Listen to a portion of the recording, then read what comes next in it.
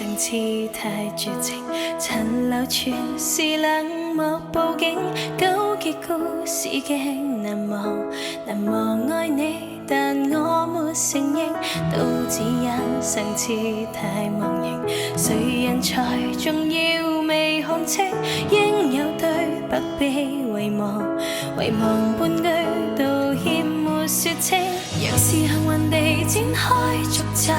讓我學會把握，日夜背誦陌生的獨白，讓態度也掌握，只要可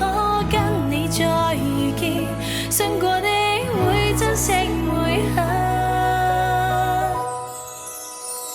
從頭開始，多一次靠你我來重演，多一集上集就如排練，就讓劇情緩緩改變，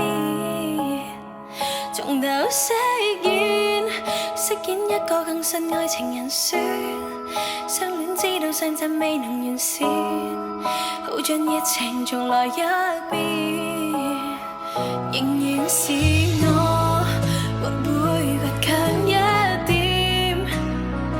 但未會想像想會被討厭，只想這一次愉快能成為最主線。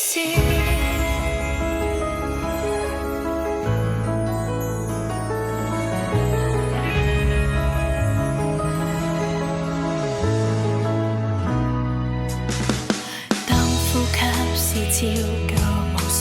前行仍舊遍地雪霜，當四季想再長時，能懷抱你是最大理想，現實是混亂間分別後，沒有力氣再走，現實是日夜只懂念舊，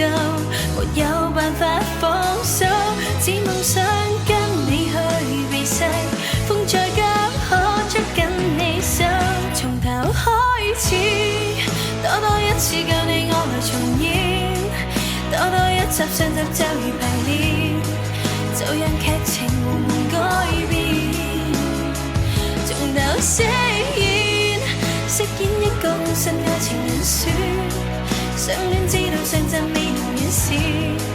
好像熱情重來一遍，然而遠方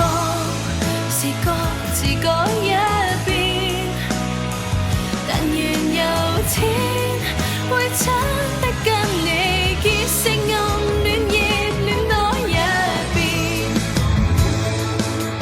能同行到終點，忘記危殆畫